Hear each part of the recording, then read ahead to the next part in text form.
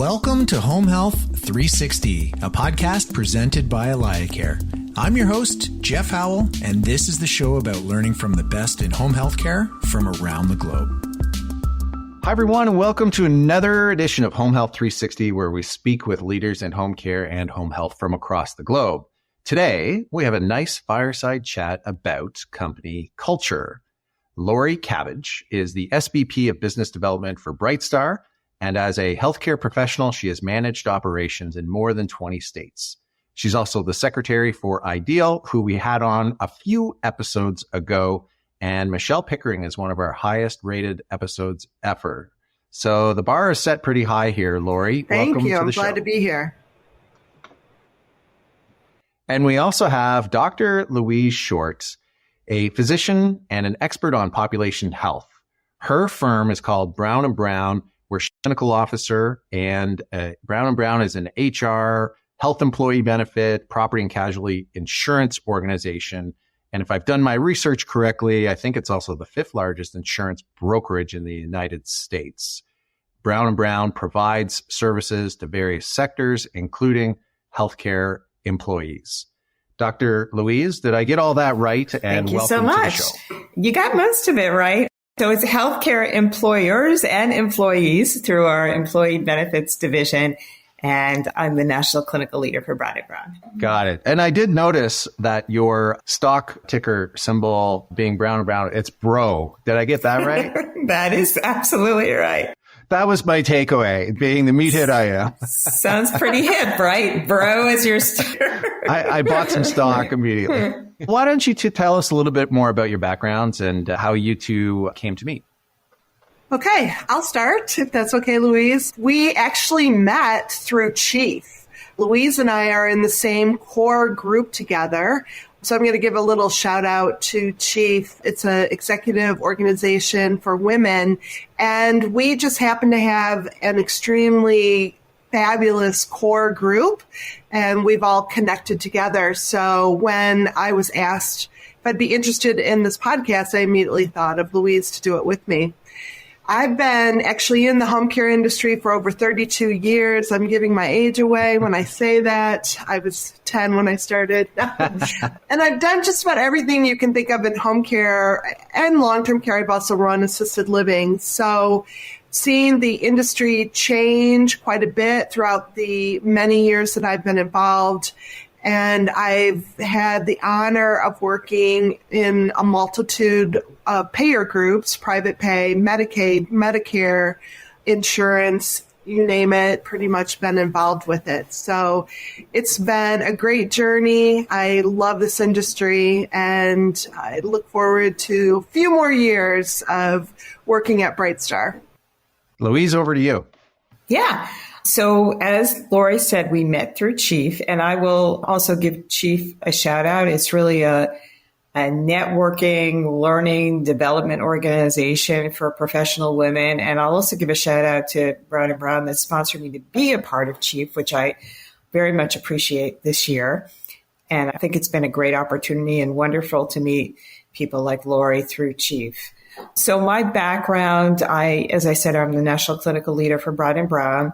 I run our population health practice. And what we do is consult to employers of all sizes, from 200 up to several 100,000, on population health, really helping them improve outcomes or develop strategies to improve health outcomes, and also to mitigate medical costs, if you will, so we can keep benefits affordable for everybody, employers and employees alike. I've been in this type of consulting for 11 years. 5 years at Brown & Brown, 6 years at another national organization. Prior to that, I spent 11 years working at carriers, 2 major national carriers, as a medical director, chief medical officer. And I've also worked at health management vendors and at the Centers for Disease Control and Prevention, as well as been in clinical practice. So a lot of my 30-year career, dating myself to here, has been developing and implementing strategies and programs in a data-driven way to improve the health of populations. That's great. Lori, why don't we start with you? What do you believe that are the most critical pillars to creating a positive company culture, which is what we're here to talk about today? Yes. It has to be a top down. And through my years of working in this industry, I've worked for two different types of organizations where it wasn't, and then others where it was. In an organization that fails to have the leadership really demonstrate and be a part of creating that positive culture, it just doesn't work, right? It ends up blowing up. So there are companies that we've all experienced before where the vision, mission, and value statements are on the wall, but that's all it is. And in the leadership, you do not see those behaviors. But I'm so fortunate to work for an organization right now, CEO Shelley Sun, who really does embody that belief in what we're doing, the higher standard of care. And she experienced it herself, which is why she got into the industry, but it is top down. And because that exists, and every time we talk about our core values, it's somehow related to the employees that work at this company, it's so much easier to embody. Not to say we still don't get frustrated, right? And there's a lot of expectations, but it's so much easier to work really hard when you know that it is going into a better product and that everybody's going to benefit from it. How about you, Louise? Yeah, I agree with Lori that it has to be a top-down phenomenon. And through the pandemic, we've seen, I think, much more of an emphasis, at least in our book of business with our employer clients, on culture, and particularly in healthcare, realizing how important it is, how people have worked through the pandemic and been very challenged. That top down is really critical. And I'll give an example. Our CEO is Powell Brown. So Brown & Brown is a family-owned business, even though we are a public company. And during the pandemic, Powell Brown, he started to give these weekly podcasts / updates, anywhere from 5 to 10, 15 minutes, just talking about the pandemic, about the business, thanking everybody for doing what they're doing. And he loves music, so he would always talk about a different band. He recommended books, just really human. But he would always say, this is the order in which you need to do things. First, take care of yourself. Then take care of your family, then take care of Brown & Brown. And I think that type of message is really critical, and it makes you feel cared for. It really is a culture of caring. When we've been working with healthcare clients, particularly through the pandemic, we've really emphasized leading with empathy. So really being able to listen to people, to understand their challenges. We've done a lot of manager trainings on how do you lead with empathy.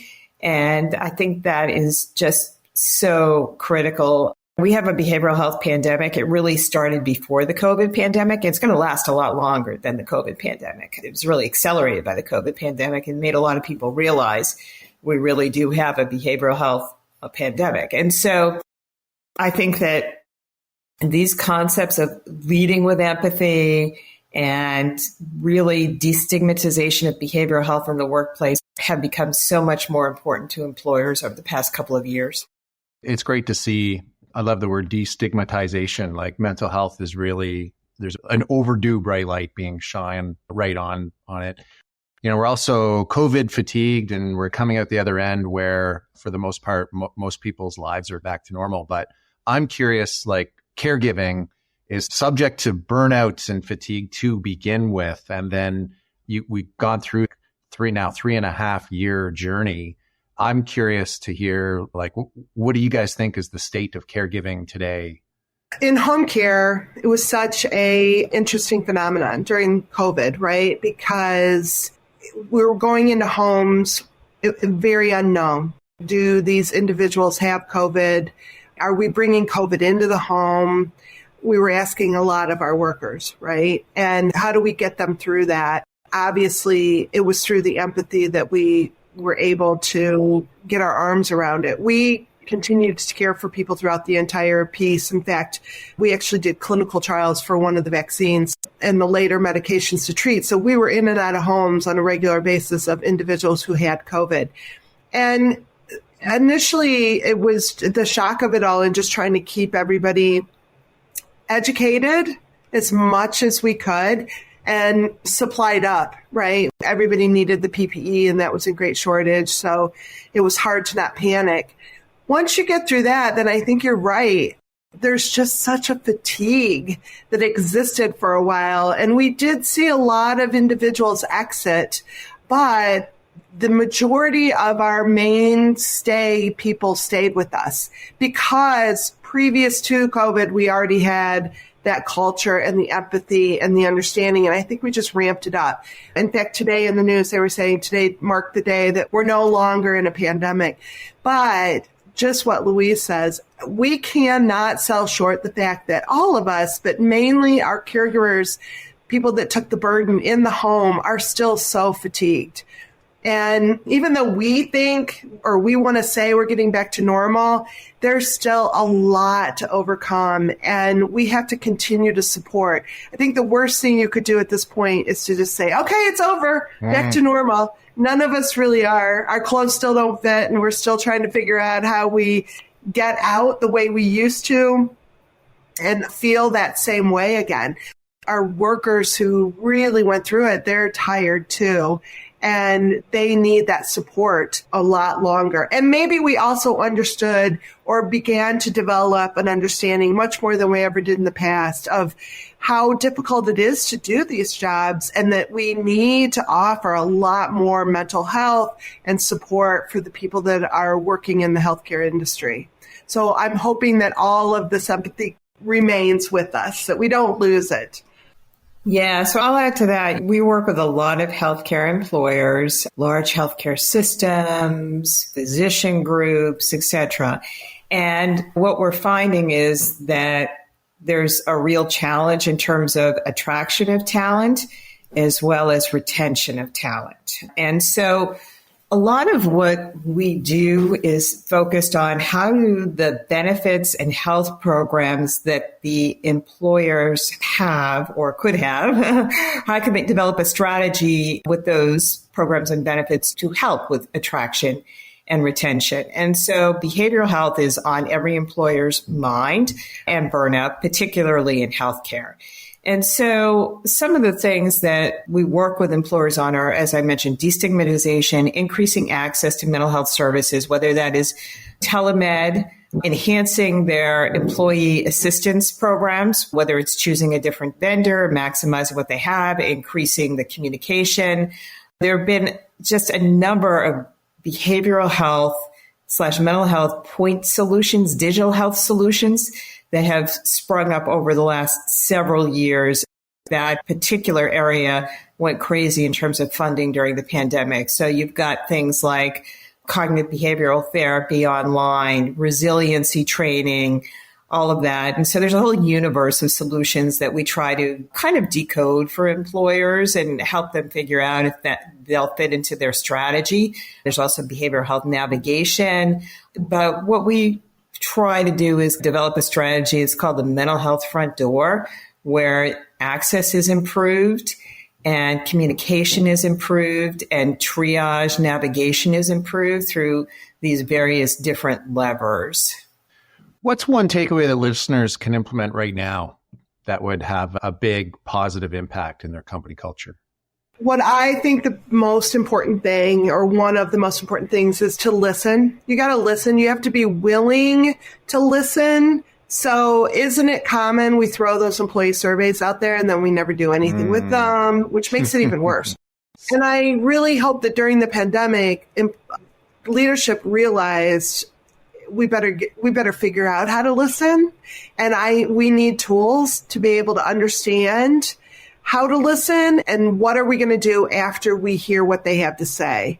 So you have to ask the questions, but when you ask them, you better be prepared to at least be able to say, we can't deal with that right now, or here's what we can deal with, and then show legitimate action items on what you're doing in order to deal with it. And again, this has to come from leadership down.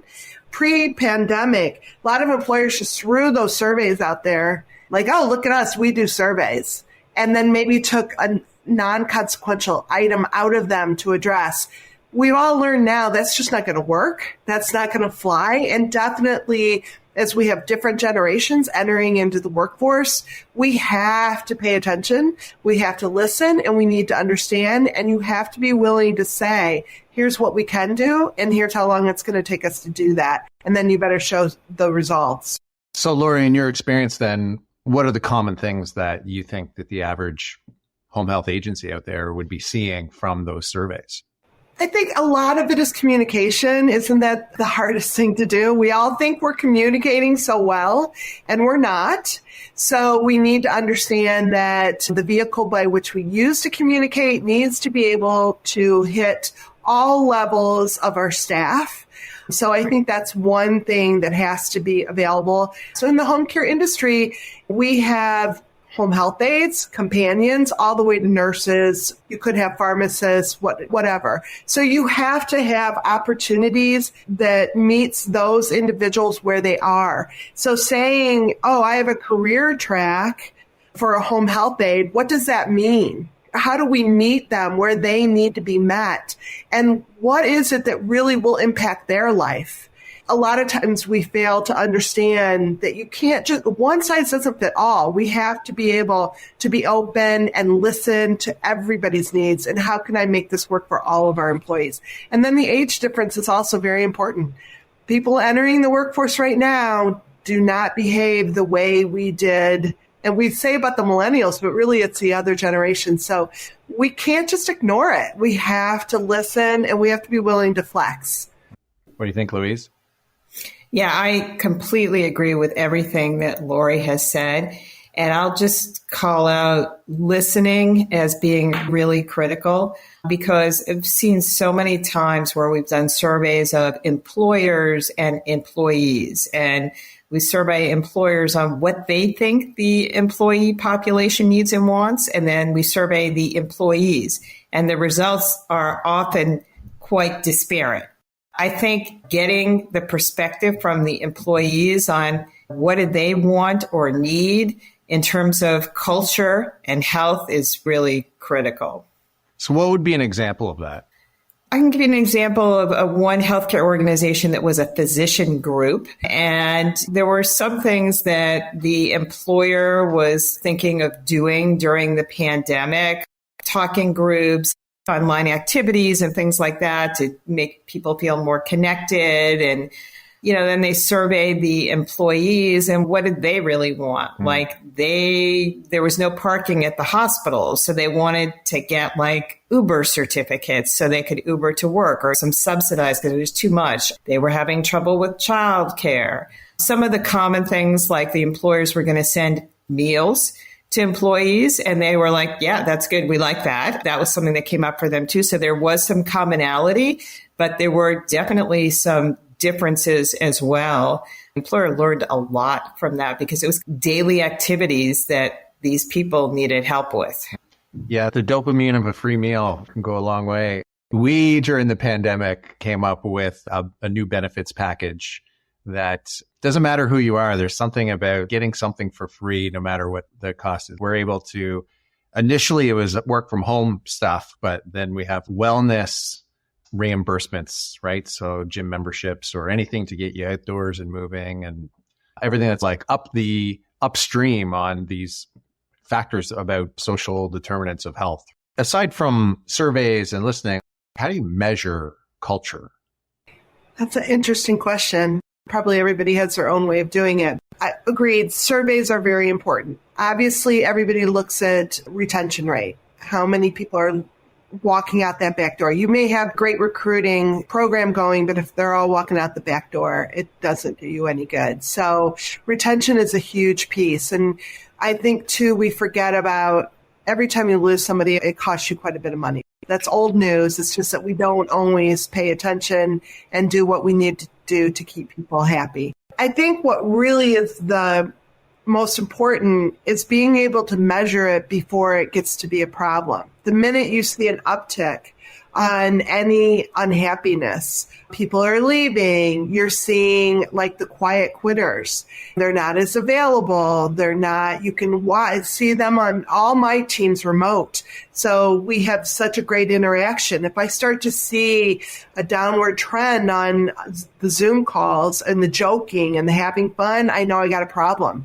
So we have to make sure that we're, again, paying attention and willing to confront it, and then willing to create a solution. And maybe we cannot create a solution exactly the way they want, but every time somebody says to me, at least, okay, I'm hearing you. I think these are the things you want. I can't do that, but I can do half of them, or I can do 2 of them. Don't we appreciate that? Because then we know, wow, they at least listened and they cared enough to come up with a plan in order to resolve it.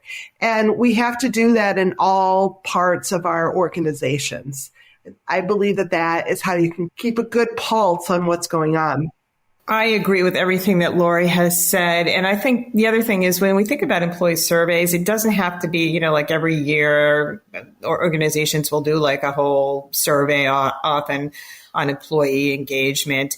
But I think it could just be a pulse survey. Do you feel like we have enough fresh food in our cafeteria, or a yes or no? So just a quick pulse on the population sometimes on specific issues can be really helpful. And I think focus groups can also be helpful. Just running focus groups on people from diverse backgrounds sometimes creates really good perspective. Like I've worked with healthcare employers where we've brought in we've got physicians, nurses, food service workers, and maintenance all in the same focus group talking about a particular cultural or health issue. And I think it's really important for them to hear other perspectives. I think also, as Lori said, participation, attitude. It's hard to measure those kinds of things.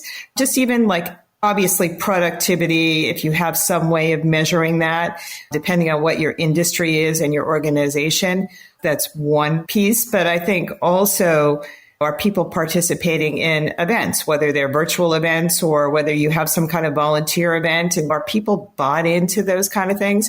Honestly, I think that one of the best measures of culture is business results. I think culture is really strongly tied to business results.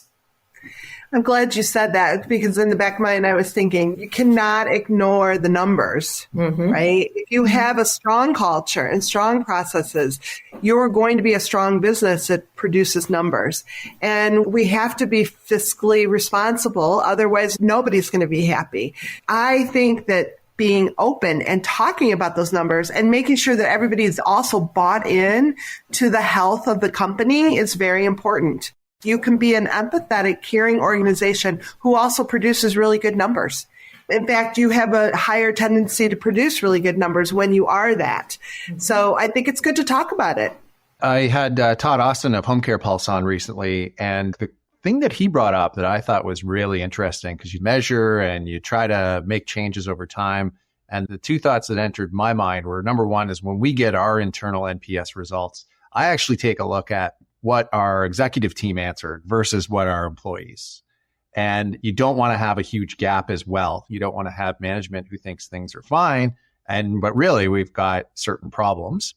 And then the second thing is that what Todd Austin said is that in their Home Care Pulse survey, they're seeing a decline in client satisfaction, which is something that we don't really talk about too much because everyone's talking about the caregiver shortage. And yet it's what you just said, is that if the company's doing well, it's probably a byproduct of everyone being happy and loving the work that they do. But also, if the clients are unhappy, then there's a big problem as well. And I think he was referring to the longitudinal nature of this, is that if clients are always at a certain level of unhappiness because of the lack of staffing in the industry, the more important thing is that's actually on the decline. And that's kind of a troubling concern for the industry. Yeah, and you bring up a great point, Jeff, because particularly in healthcare, there really is a very big correlation between the happiness and fulfillment of the healthcare workers and patients and clients. There's something called compassion fatigue, when healthcare workers are burnt out and they just really have trouble taking care of people and they become cynical. And a lot of that is related to support and culture, right? And then there's also, you can find in the literature, a correlation between burnout and medical errors in quality of care. So this is particularly important in healthcare. Absolutely. I think the thing is where we're kind of hitting goes back to a little bit what I was saying before. Yes, we've been blaming the fact that we've not had enough employees, right? We can't fill all the slots. We don't have enough caregivers. And therefore, I'm sorry, customer, I'm sorry, patient, that you're not getting exactly what you want. I just don't have all the workers. We're doing the best we can. But now we're sort of hitting a point where our patients, our clientele are tired of hearing that. They have fatigue on that too, and they just want their needs met as well. We need a different narrative, and we have to figure out how we want to be the employer of choice so the employees come to us, and then we're able to take care of everybody else's needs. But the only way to do that, again, as Louise said, we have to be willing to talk about, if you're burned out and you're demonstrating some of those behaviors, you have to have that conversation with the employee and then offer them resources on how to fix that. Maybe it's some time off. Maybe it's who knows what they need. You got to listen to them and figure it out. But I do believe we're sort of at a point now, and I can actually see it with our owners. We're about done being able to say we just don't have enough staff anymore. And now you have to figure out how you're that company that attracts the employees. And we have to start moving on from that. Yeah. And the demand for care is just going to double over the next few years as well. And everyone's in the same boat. I can totally empathize with a default perspective that the fact that the workforce is in the field, it's a mobile workforce. I can see how most people are of the mindset that, hey, I'm sending you shifts. You should just pick them up and go and deliver the services. And it's a real extra challenge because I've always felt like culture is created first and foremost or most easily in person, where you can have hugs and handshakes and you can collaborate with people that are in different departments as well. We're bumping up against our time. Why don't we get you guys out of here on a positive note? Give us a reason to be optimistic about the future of care in the place where clients call home. I'll go first. I think that COVID opened so many new doors. I'm so excited about some of the things that we're involved with. And out of a really bad thing has come some really great new innovative techniques, way to care for people, different ideas to keep people out of emergency rooms. It really did turn our thinking around. And maybe we almost needed a jolt of that to get us out of somewhat of a rut. So I'm excited. We're involved in some really new and innovative projects that I think and our workers love, the employees love participating in these. So I'm excited to see where all this goes. Yeah, I would say the same. I think that COVID really brought out the importance of a lot of issues that employers are paying attention to now. So one is behavioral health, as I said, and we're working with many employers, particularly healthcare employers, on behavioral health, creating supportive environments. They're really realizing how important that is. And so it's a very exciting time. The other piece is access. The rise of virtual care has been huge during the pandemic. We're reverting a little bit to in-person care, which is fine, but I think the whole virtual space is opening up a lot of opportunities and a lot of technology too to kind of augment remote monitoring, how to reproduce the physical exam virtually. We've got virtual primary care now, virtual health plans, virtual specialty care. So there's just a ton of opportunity to perhaps deliver care at a lower cost to a broader population in a more efficient manner. I mean, I'm not saying there aren't drawbacks also to virtual care, but everything has its pluses and minuses. But that's something that I'm really excited about. Yeah, it's certainly an exciting time in the space. And, actually even my entire voice, this is just a deep fake powered by Chat GPT.